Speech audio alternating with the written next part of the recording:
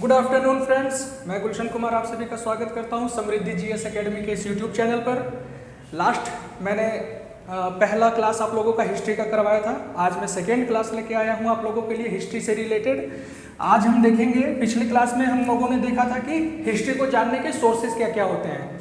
आज हम लोग देखेंगे कि हिस्ट्री को कितने पार्ट में डिवाइड करके पढ़ा जाता है। ठीक है, तो हिस्ट्री को मेनली 3 पार्ट में डिवाइड किया जाता है, जो कि आप अच्छे से जानते हैं कि ancient modern and ancient medieval and modern history के रूप में हम जानते हैं जिसे। ठीक है, तो ये जो एंशिएंट वाला पार्ट है या प्राचीन भारत जिसे कहते हैं, हम इसे 3 पार्ट में बांटते हैं। ठीक है, इसे भी हम 3 पार्ट में बांटते हैं, जिसे सबसे पहले हम कहेंगे कि प्री हिस्टोरिक एज है। ठीक है, प्री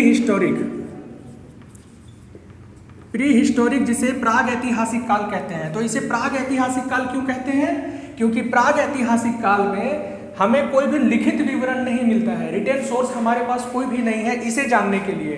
प्री हिस्टोरिक, इसमें हमारे पास लिटरेरी सोर्स कोई भी नहीं है। इसके लिए हम पूरी तरीके से जो उस समय के मृदभांड होते थे या उस समय के जो अवशेष बचे हुए हैं मिट्टी के बर्तनों के या गुफाओं में जो चित्र वगैरह हैं, उन पर हम पूरा डिपेंड करते हैं इस काल के बारे में जानने के लिए। ठीक है, इसके बाद हमारे पास आता है प्रोटो हिस्टोरिक पीरियड। ठीक है, प्रोटो हिस्टोरिक का मतलब है इस काल की क्या विशेषता है कि हमारे पास लिखित साक्ष्य तो हैं, किंतु हम इसे पढ़ नहीं पाए हैं कि वो स्क्रिप्ट क्या है या वो लैंग्वेज क्या है, इसे हम नहीं पढ़ पाए हैं। आगे मैं बताऊंगा कि इसमें हम किस कल्चर या किस सिविलाइजेशन के बारे में पढ़ेंगे।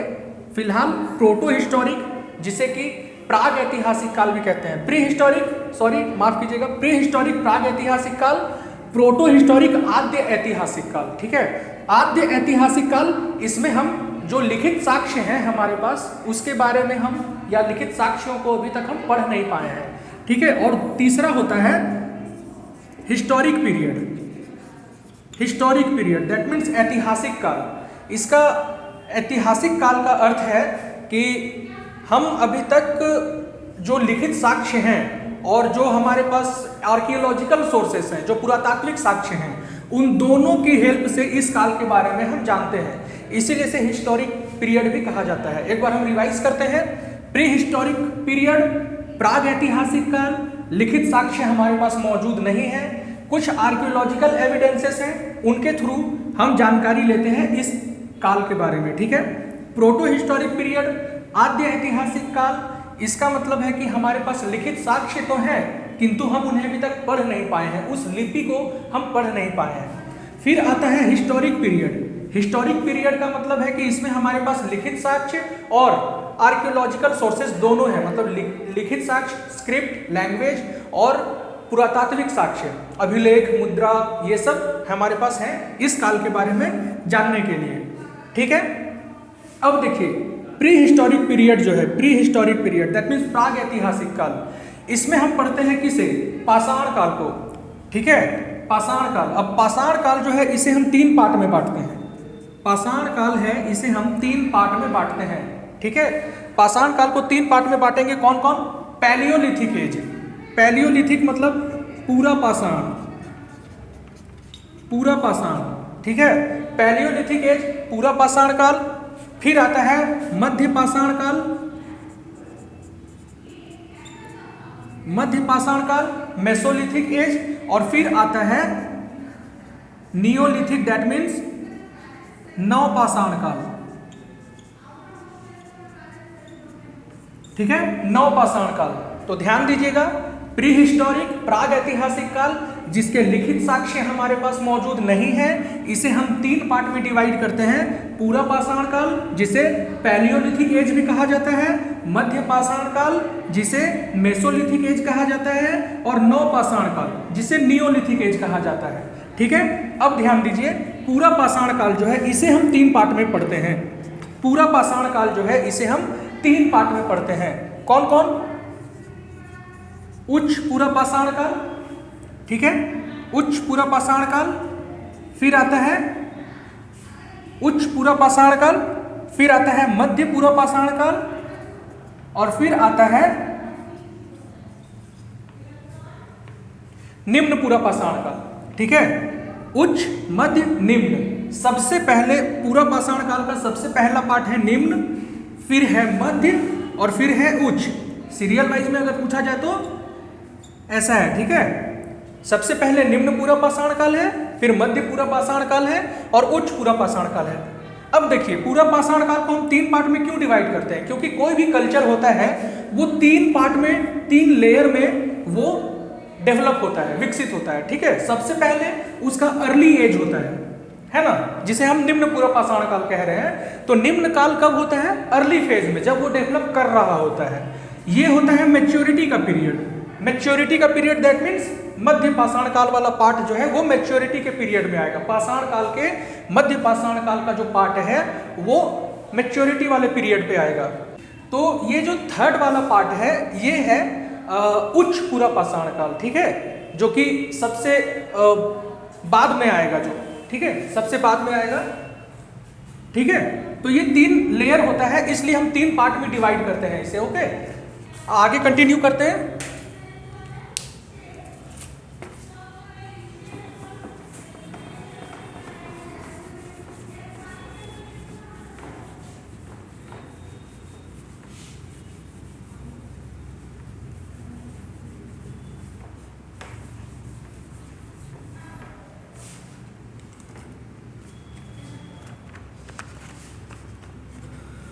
जो निम्न पूरा पाषाण काल है, इससे कुछ फैक्ट हैं इससे रिलेटेड, उसको ध्यान में रखिएगा क्योंकि वनडे एग्जाम्स में इस तरीके के फैक्ट पूछ लिए जाते हैं, ठीक है।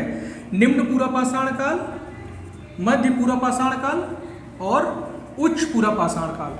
तो जो होमो सैपियंस है, जिसे हम आधुनिक मानव कहते हैं, होमो सैपियंस को सबसे पहली बार इस काल में पाया जाता है, उच्च पूरा पाषाण काल में। याद रखिएगा, उच्च पूरा पाषाण काल में सबसे पहले, यानी अपर पैलियोलिथिक एज जो है, इसमें सबसे पहले आधुनिक होमो सैपियंस को पाया जाता है, ठीक है।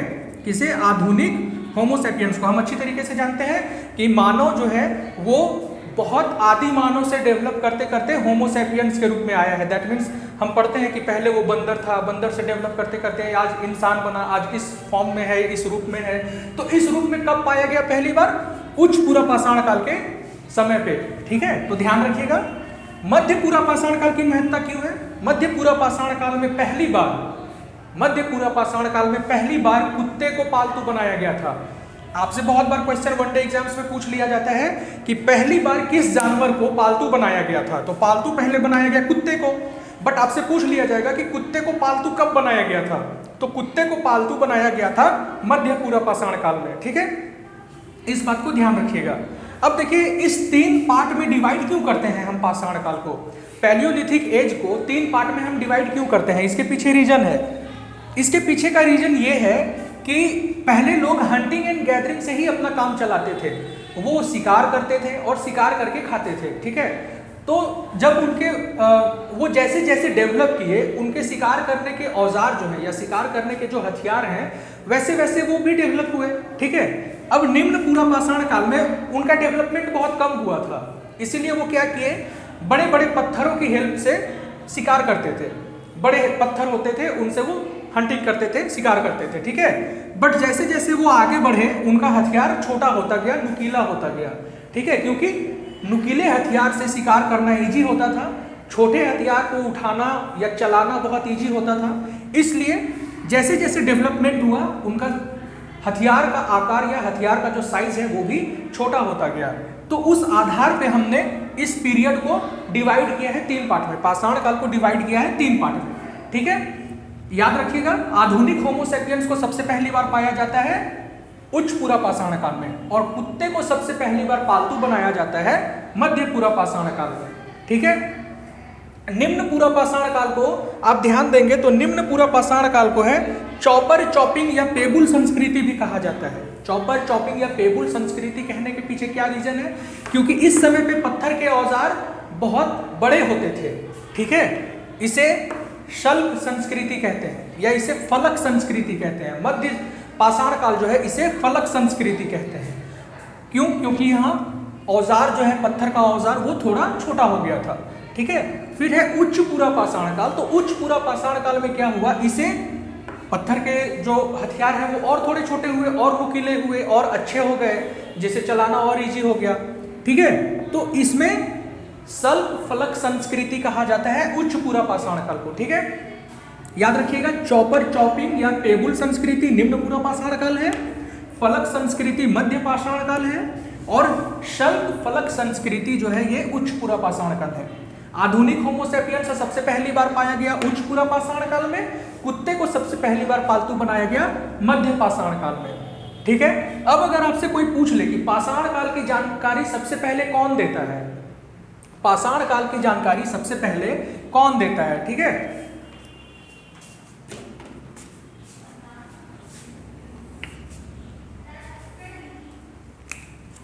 यहां पर है पाषाण काल।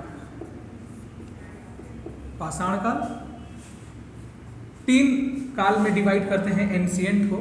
सबसे पहले आता है पाषाण काल, फिर आता है मध्य पाषाण काल, और फिर आता है नवपाषाण काल। नवपाषाण काल, पाषाण काल को हम 3 पार्ट में बांटते हैं, निम्न पूरा पाषाण, मध्य पूरा पाषाण, उच्च पूरा पाषाण। ठीक है, या इसे पूरा पाषाण भी हम लोग कहते हैं कहीं पर। ठीक है, पूरा पाषाण काल। ठीक है, तो ध्यान रखिएगा पाषाण काल। अब आपसे पूछ लिया जाए कि पूरा पाषाण काल के बारे में सबसे पहले जानकारी कौन देते हैं, तो उस जो इतिहासकार थे जिन्होंने हमें सबसे पहले इस काल के बारे में बताया, उनका नाम था रॉबर्ट ब्रूस फुट। ये नाम याद रखिएगा, रॉबर्ट ब्रूस फुट। इन्होंने सबसे पहले पूरा पाषाण काल या पाषाण काल के बारे में हमें जानकारी दिया। ठीक है, रॉबर्ट ब्रूस फुट। समय अगर कोई पूछ ले तो 1863, इस समय को याद रखिएगा। ठीक है, क्योंकि बहुत बार पूछ लिया जाता है इस काल की जानकारी सबसे पहले किसने दी थी। जैसे आपसे पूछा जाता है कि अशोक के अभिलेखों को सबसे पहले किसने पढ़ा, या फिर सबसे पहले किस जानवर को पालतू बनाया गया। इस तरीके का जो क्वेश्चन पूछा जाता है, तो हो सकता है कि आपसे किसी वनडे एग्जाम में ये भी पूछ लिया जाए कि पूरा पाषाण काल की जानकारी या पाषाण काल की जानकारी हमें सबसे पहले कौन इतिहासकार देते हैं, तो याद रखिएगा रॉबर्ट ब्रूस फुट ये हुए जो सबसे पहले इसकी जानकारी हमें देते हैं। ठीक है, अब मध्य पाषाण काल, नवपाषाण काल। ठीक है, डेवलपमेंट समझिए कि आदमी कैसे, या जो समाज था उस समय का, या जो इंसान थे जो हंटिंग एंड गैदरिंग करते थे, वो कैसे कैसे डेवलप कर रहे हैं। यहाँ वो सबसे बड़े हथियार यूज कर रहे हैं, यहाँ हथियार थोड़े छोटे हुए, यहाँ हथियार ज़्यादा छोटे और नुकीले हो गए। अब यहाँ के बाद जब इस काल में आएंगे तो ऑब्वियस सा बात है कि उनका हथियार और ज़्यादा डेवलप हो चुका होगा, है ना। यहाँ पर तो बिल्कुल ही ज़्यादा डेवलप हो चुका होगा, है ना। तो जब डेवलप यहाँ से यहाँ और यहाँ से यहाँ पहुँचते हैं नवपाषाण काल में, तो यहाँ सबसे पहले नवपाषाण काल में हमें कृषि का साक्ष्य मिलता है ना। नवपाषाण काल में वो सबसे पहले खेती करना शुरू करते हैं। ठीक है, अब जब वो खेती करेंगे तो उन्हें क्या लगेगा, एक जगह रहना पड़ेगा, है ना। खेती करेंगे तो उन्हें सबसे पहले एक जगह अस्थायी रूप से रहना पड़ेगा, और अस्थायी रूप से रहेंगे तो क्या होगा, अस्थायी रूप से रहेंगे तो एक समाज का डेवलपमेंट होगा। क्या होगा, समाज का विकास होगा। ठीक है, कृषि करना शुरू किए, नवपाषाण काल में कृषि करना शुरू किए। आपसे बहुत बार पूछ लिया जाएगा कि कृषि का प्राचीनतम साक्ष्य हमें कहाँ से मिलता है, तो उस स्थान का नाम याद रखिएगा, उस स्थान का नाम है मेहरगढ़। उस स्थान का नाम है मेहरगढ़। ठीक है, तो कृषि का प्राचीनतम साक्ष्य मेहरगढ़ से मिला है। मेहरगढ़ आधुनिक पाकिस्तान में है। मेहरगढ़ जो स्थान है वो पाकिस्तान में स्थित है। नवपाषाण काल में कृषि का प्राचीनतम साक्ष्य मिलता है। कृषि करने के लिए जरूरी है कि लोग एक जगह पे टिक के रहें, इसीलिए वो अस्थायी रूप से घर बनाना शुरू करते हैं, और जब एक जगह अस्थायी रूप से रहेंगे तो क्या होगा, समाज का निर्माण होगा, है ना। अब वो कृषि कर रहे हैं तो जो कृषि से फसल उपजेगा, उस फसल को स्टोर करने के लिए क्या चाहिए, स्टोर करने के लिए इन्हें बर्तन चाहिए, स्टोर करने के लिए इन्हें बर्तन चाहिए। इसीलिए नवपाषाण काल में हम देखते हैं कि सबसे पहले मृद भांड में बताया था आपको, जो मिट्टी का बर्तन होता है उसका डेवलपमेंट होता है नवपाषाण काल में।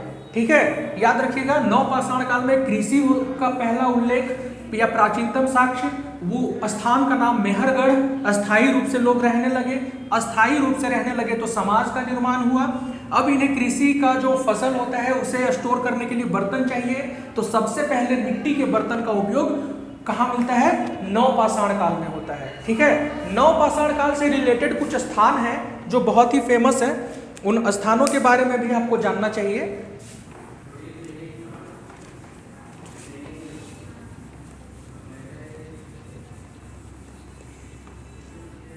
ठीक है, नवपाषाण काल, मृतभांड आ गया, इतना क्लियर। अब नवपाषाण काल से रिलेटेड कुछ जगह हैं, नवपाषाण काल से रिलेटेड कुछ जगह हैं, जैसे आपको ध्यान रखना चाहिए बुर्ज होम के बारे में। ठीक है, नवपाषाण काल में एक स्थान है बुर्ज होम। बुर्ज होम, बुर्ज होम कहाँ पर है? ये कश्मीर वाले एरिया में पड़ता है। ठीक है, कश्मीर वाले एरिया में पड़ता है। बुर्ज होम के बारे में एक फैक्ट याद रखिएगा कि बुर्ज होम में लोग जमीन के अंदर घर बनाते थे, दैट मीन गड्ढे में घर बनाते थे, पत्थर के घर, और उसमें रहते थे बुर्ज होम में। और बुर्ज होम में एक इंसान के साथ कुत्ते को दफनाए जाने का साक्ष्य मिला है। क्या? इंसान के साथ कुत्ते को दफनाए जाने का साक्ष्य मिला है। तो इंसान के साथ कुत्ते को दफनाए जाने का साक्ष्य कहां से मिला है? बुर्ज होम से। नवपाषाण काल में एक और स्थान है आंध्र प्रदेश के पिकली हिल में। ठीक है, आंध्र प्रदेश का पिकली हिल, याद रखिएगा, आंध्र प्रदेश का पिकली हिल। यहां ये पिकली हिल क्यों महत्वपूर्ण है? क्योंकि पिकली हिल से आपको राख का अवशेष मिलता है। क्या? राख का अवशेष। दैट मीन्स नवपाषाण काल के लोग आग से परिचित थे। अगर आपसे पूछ लिया जाए स्टेटमेंट बना के कि क्या नवपाषाण काल के लोग आग से परिचित थे, तो बिल्कुल परिचित थे, क्योंकि राख का अवशेष हमें आंध्र प्रदेश के पिकली हिल से मिलता है। ठीक है, नवपाषाण काल का एक और स्थान बहुत ही ज्यादा महत्वपूर्ण है जिसका नाम है चिरांद। ये चिरांद कहां पर है? तो ये है बिहार में। अब बिहार में है, इसकी महत्ता क्या है? चिरांद की महत्ता क्या है? क्योंकि चिरांद से सबसे ज्यादा मात्रा में नवपाषाण काल के स्थलों में चिरांद एक ऐसा स्थान है जो बिहार में स्थित है, और वहां पर हड्डी के उपकरण सबसे ज्यादा मात्रा में पाए गए हैं। हड्डी के उपकरण सबसे ज्यादा मात्रा में पाए गए हैं चिरांद से। ठीक है, तो इस फैक्ट को आप याद रखिएगा नवपाषाण काल के बारे में। इतना कुछ नवपाषाण काल के बारे में हमें जानकारी कौन देते हैं? जैसे कि पूरा पाषाण काल या पाषाण काल के बारे में हमें जानकारी देते हैं रॉबर्ट ब्रूस फुट। वैसे नवपाषाण काल के बारे में हमें जानकारी देते हैं डॉक्टर प्राइमरोज। याद रखिएगा,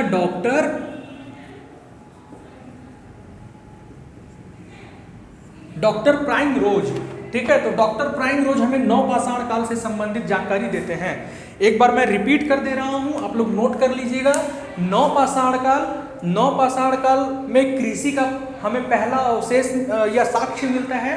कृषि का प्राचीनतम साक्ष्य कहां से मिला है? मेहरगढ़ से, जो कि मेहरगढ़ है आपका नवपाषाणिक स्थल, आधुनिक पाकिस्तान में स्थित है। ठीक है, कृषि करना शुरू किए तो उनको एक जगह पे रहना जरूरी है, एक जगह पे अस्थायी रूप से रहने लगे तो समाज का निर्माण हुआ। अब कृषि के लिए जो बर्तन चाहिए, कृषि से जो उत्पादित फसल है उसको स्टोर करने के लिए, तो बर्तन के रूप में मृद भांड का प्रयोग सबसे पहली बार नवपाषाण काल में होता है। मृद भांड का मतलब होता है मिट्टी का बर्तन। ठीक है, नवपाषाण काल के बारे में हमें सबसे पहले जानकारी कौन देते हैं? तो डॉक्टर प्राइमरोज। इनका नाम याद रखिएगा, आपसे वनडे एग्जाम्स में पूछ लिया जा सकता है। ठीक है, नवपाषाण काल से संबंधित कुछ स्थल हैं, जैसे बुर्ज होम। बुर्ज होम कश्मीर में स्थित है, और बुर्ज होम से इंसान के साथ उसके कब्र में कुत्ते को भी दफनाए जाने का साक्ष्य मिला है। ठीक है, फिर है एक दूसरा महत्वपूर्ण स्थल जो कि पिकली हिल है। पिकली हिल स्थित है आंध्र प्रदेश में, और पिकली हिल से हमें राख के अवशेष मिले हैं, राख का साक्ष्य मिला है, जो यह साबित करता है कि नवपाषाण काल के लोग आग से परिचित थे। ठीक है, उसके बाद एक तीसरा महत्वपूर्ण स्थल है चिरांद, जो कि बिहार में है, और बिहार में जो चिरांद है इसमें नवपाषाणिक स्थलों में हड्डी के उपकरण सबसे ज्यादा मात्रा में हमें चिरांद से मिलते हैं। तो इन तीन जगहों के बारे में आप जरूर याद रखिएगा, इससे संबंधित क्वेश्चन आपसे पूछ लिया जा सकता है। ठीक है, अब आइए हम लोग पढ़ते हैं मध्य पाषाण काल के बारे में कुछ फैक्ट्स देख लेते हैं। पूरा पाषाण काल के बारे में आप फैक्ट्स देख चुके हैं और नवपाषाण काल के बारे में भी देख चुके हैं। अब पढ़ते हैं मध्य पाषाण काल। ठीक है,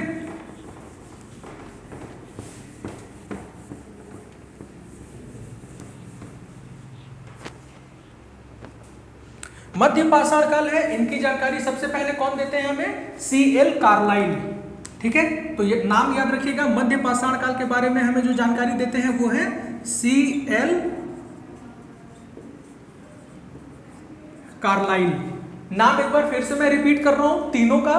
पूरा पाषाण काल के बारे में हमें जानकारी देते हैं रॉबर्ट ब्रूस फुट। नव पाषाण काल के बारे में हमें जानकारी देते हैं डॉक्टर प्राइमरोज। और मध्य पाषाण काल के बारे में हमें जानकारी देते हैं C.L. कार्लाइल। ठीक है, अब देखिए मध्य पाषाण काल की महत्ता क्या है। मानव अस्थि पंजर जो है वो सबसे पहले हमें मध्य पाषाण काल के में मिलता है। मानव अस्थि पंजर सबसे पहले यहां मिलता है। ठीक है, याद रखिएगा। इसमें मैंने आपको 3 पार्ट बताया था, निम्न पूरा पाषाण काल, मध्य पूरा पाषाण काल, उच्च पूरा पाषाण काल। इसमें मैं बताया था कि मध्य पूरा पाषाण काल में कुत्ते को सबसे पहले पालतू बनाया गया, और उच्च पूरा पाषाण काल में मैं बताया कि आधुनिक होमो सैपियंस सबसे पहली बार उच्च पूरा पाषाण काल में पाए गए। उच्च पूरा पाषाण काल के बाद का टाइम पीरियड है मध्य पाषाण काल। तो मध्य पाषाण काल में सबसे पहली बार मानव अस्थि पंजर पाया गया। मानव अस्थि पंजर का अवशेष सबसे पहली बार मध्य पाषाण काल से मिलता है। ठीक है, अब ये कहां पर मिला है? अगर आपसे पूछ लिया जाए कि मानव अस्थि पंजर कहां पर मिला है, तो उत्तर प्रदेश में 2 स्थान है। कहां पर? उत्तर प्रदेश में। उत्तर प्रदेश में 2 स्थान है। एक है सराय नाहर राय और दूसरा है महदहा। ठीक है, तो देखिए आधुनिक होमो सैपियंस का उदय उच्च पूरा पाषाण काल। होमो सैपियंस या मानव अस्थि पंजर का सबसे पहला उल्लेख या सबसे पहला साक्ष्य मध्य पाषाण काल में। और कहां पर मिला मानव अस्थि पंजर का अवशेष? तो उत्तर प्रदेश के 2 स्थान हैं, सराय नाहर राय और महदहा में। ठीक है, अब मध्य पाषाण काल में ही पशुपालन का सबसे पहला उल्लेख भी मिलता है बड़े पैमाने पर। यहाँ हम लोग देखें कि मध्य पाषाण काल में कुत्ते को सबसे पहली बार पालतू बनाया गया था। उच्च पूरा पाषाण काल में पशुपालन का सबसे पहला हम लोगों को उल्लेख कहाँ से मिलता है? बागोर और आदमगढ़।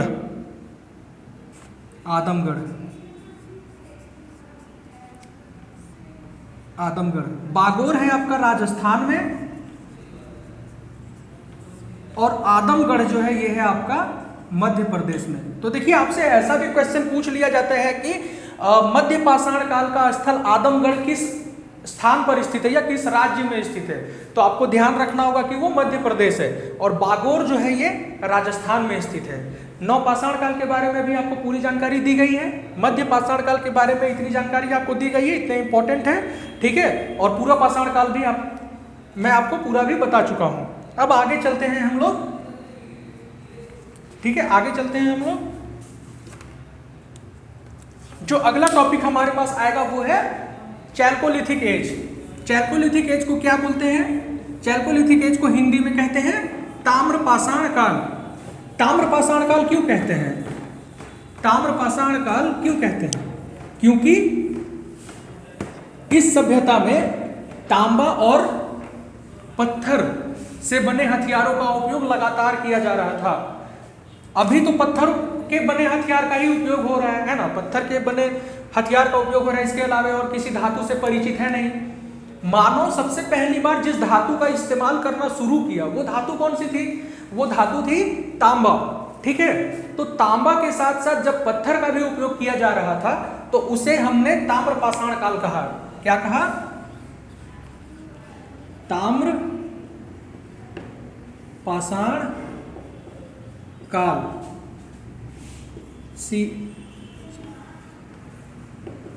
चैल्कोलिथिक पीरियड या एज भी कह सकते हैं। चैल्कोलिथिक पीरियड या चैल्कोलिथिक एज। ताम्रपाषाण काल मैं अभी बताया कि ताम्र प्लस पाषाण से बना है ये, ताम्र प्लस पाषाण। ठीक है, ताम्र का मतलब होता है तांबा और पाषाण का मतलब होता है पत्थर। यानी कि तांबा और पत्थर से बने हथियार या उपकरणों का उपयोग किया जा रहा था इस एज में, इसीलिए इसे ताम्रपाषाण काल कहा गया। ठीक है, चैल्कोलिथिक पीरियड इसी के लिए कहते हैं। अब ताम्रपाषाण काल से संबंधित कुछ फैक्ट्स हैं जिसे हम देख लेते हैं। ताम्रपाषाण काल से हम क्या देखते हैं कि ग्रामीण सभ्यता शुरू होती है। नवपाषाण काल था, नवपाषाण काल, इसमें हमने क्या देखा, नवपाषाण काल में हमने देखा कि लोग कृषि करना शुरू करते हैं। ठीक है, कृषि करना शुरू करते हैं। कृषि करने के लिए उन्हें एक जगह पे अस्थायी रूप से रहना पड़ेगा, अस्थायी रूप से रहते हैं। अस्थायी रूप से जब ये रहना शुरू करते हैं तो क्या होता है, एक समाज का डेवलपमेंट होता है, एक समाज विकसित होता है। ठीक है, समाज विकसित होता है। अब समाज अगर डेवलप हो रहा है तो हर कोई तुरंत तो एक संस्कृति नहीं बन जाएगा ना। समाज अलग अलग बटे हुए थे लोग, संस्कृति नहीं बनी थी।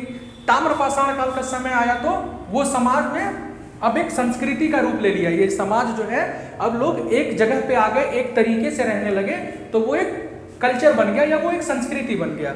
ठीक है, इसीलिए इसे चैल्कोलिथिक पीरियड कहा गया, जो कि नवपाषाण काल के बाद आया और यहाँ एक संस्कृति का निर्माण होता है, इसीलिए इसे ताम्रपाषाण कालीन संस्कृति भी कहते हैं। अब देखिए, जब ये समाज बना तो समाज के बाद गांव बनने में तो समय लगता है। लोग बटे हुए थे, उनको यूनिफाई होने में या उनको एक जगह आने में समय लगता है। तो गांव का डेवलपमेंट पहली बार होता है ताम्रपाषाण काल में। ठीक है, गांव का डेवलपमेंट या गांव का विकास या गांव का उदय जो है वो पहली बार होता है ताम्रपाषाण काल में। तो ग्रामीण सभ्यता का सबसे पहली बार उदय होता है ताम्रपाषाण काल में। इस फैक्ट को आप नोट कर लीजिए, ग्रामीण सभ्यता का उदय पहली बार कब होता है, ताम्रपाषाण कालीन समय में, ताम्रपाषाण के समय में। ठीक है, ताम्रपाषाण काल में ग्रामीण सभ्यता का उदय पहली बार होता है। अब ताम्रपाषाण काल के सभ्यता के जो लोग थे या संस्कृति के जो लोग थे वो कहाँ रहते थे, वो रहते थे नदियों के किनारे।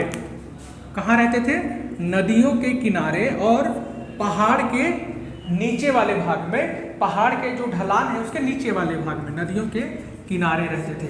अब देखिए, नदियों के किनारे रहने का क्या कॉन्सेप्ट है, नदियों के किनारे रहने का क्या कॉन्सेप्ट है। रहने को तो कहीं भी रह सकते हैं लोग, नदियों के किनारे रहने का कॉन्सेप्ट क्या है, क्योंकि अभी हमने देखा नवपाषाण काल में लोग कृषि कर रहे थे। उस समय लोग इतना डेवलप, उनका माइंड इतना डेवलप नहीं हुआ था कि वो नल से या सिंचाई से या नहर वगैरह बना के खेती कर लेते, सिंचाई कर लेते, है ना। तो वो क्या करते थे, नदियों के किनारे रहते थे, क्योंकि सिंचाई में उनको आसानी होती थी, सिंचाई करने में आसानी होती थी, इसीलिए वो नदियों के किनारे रहते थे। अब ताम्रपाषाण काल की कुछ संस्कृतियां हैं जो बहुत ही ज्यादा फेमस हुई हैं।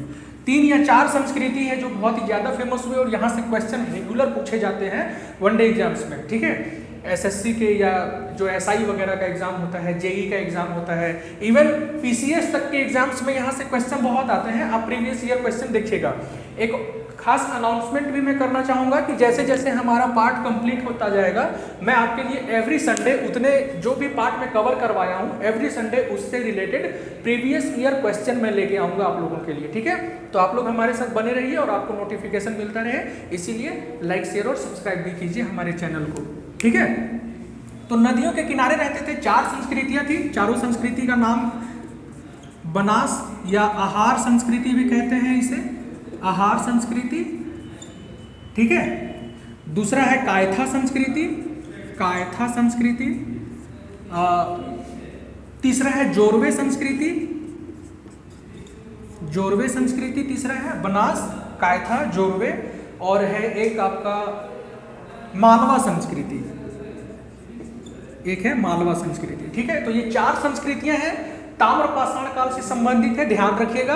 ये पहला है बनास या आहार संस्कृति, ये राजस्थान में है,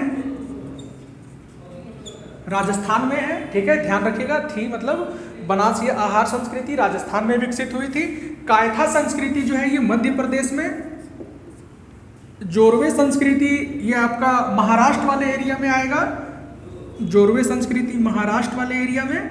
और जो मालवा संस्कृति है ये गुजरात और राजस्थान दोनों के बीच में था। ठीक है, मालवा संस्कृति गुजरात और राजस्थान। 4 संस्कृतियां हैं। मृद भांड का बनना सबसे पहले नवपाषाण काल में शुरू हुआ था। तो ऑब्वियस सा बात है कि मृद भांड जो है जैसे जैसे समय बीतेगा, कोई भी चीज समय के साथ और ज्यादा डेवलप होते जाता है ना। तो नवपाषाण काल से लोग मृद भांड यानी मिट्टी का बर्तन बनाना शुरू किए थे। वैसे ही ताम्रपाषाण काल में मिट्टी का बर्तन और ज्यादा डेवलप रूप में आ रहा था। तो मालवा संस्कृति जो है इसके मिट्टी की बर्तन सबसे ज्यादा डेवलप थी इन संस्कृतियों में।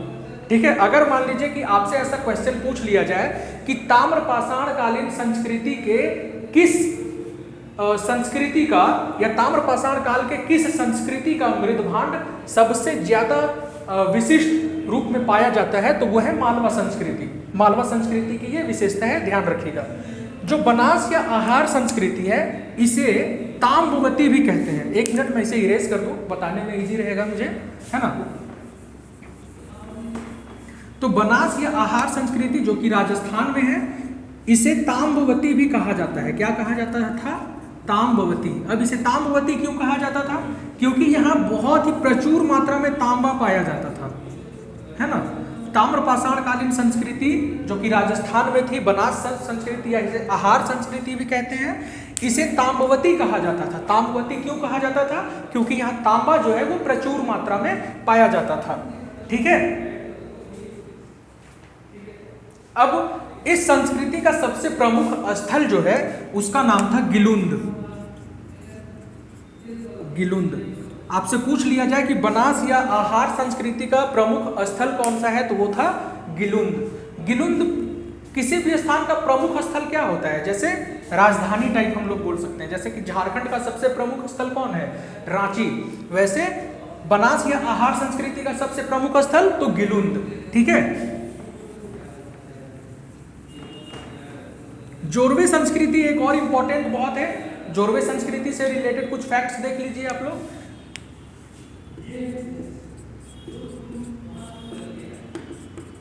जोरवे संस्कृति ये कहां पर थी? अभी मैं आपको बताया था महाराष्ट्र में। ठीक है, जोरवे संस्कृति कहां पर है?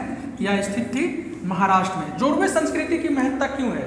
क्योंकि यहां से सोने के आभूषण हमें प्राप्त हुए हैं। ध्यान रखिएगा, हम पढ़ रहे हैं ताम्रपाषाण कालीन संस्कृति, चैल्कोलिथिक पीरियड या चैल्कोलिथिक कल्चर, जोरवे संस्कृति। यहाँ तांबा का उल्लेख हमें मिलता है, लेकिन जोरवे संस्कृति, ताम्रपाषाण कालीन संस्कृतियों में जोरवे संस्कृति एकमात्र ऐसी संस्कृति है जहां से हमें सोने के आभूषण प्राप्त हुए हैं। ठीक है, सोने के आभूषण प्राप्त हुए हैं। और जोरवे संस्कृति का एक प्रमुख स्थल है दैमाबाद। याद रखिएगा, जोरवे संस्कृति का एक प्रमुख स्थल है दैमाबाद, जहां से हमें कांसे का सामान मिला है। कांसे का। अब कांसा क्या होता है आपको पता है? तांबा और टीन को जब हम लोग मिला देते हैं तो कांसा बनता है। अब अगर मान लीजिए कि आपसे पूछ लिया जाए कि क्या ताम्रपाषाण काल के लोग जो हैं वो कांसा बनाने से परिचित थे, कांसा बनाने की विधि से परिचित थे, तो आपका आंसर होगा नहीं। आपको आंसर करना होगा नहीं, वो तांबा, वो कांसा बनाने की विधि से परिचित नहीं थे। अब देखिए कि आप तो कहेंगे कि दैमाबाद से कांसा मिला है, तो लोग जानते तो थे नहीं। इसका आंसर कैसे होता है? मान लीजिए कि 4 संस्कृति है या 4 स्थान है, चारों जगह के लोग जब जानेंगे कांसा बनाना तो हम कहेंगे कि हाँ वो कांसा बनाना जानते थे।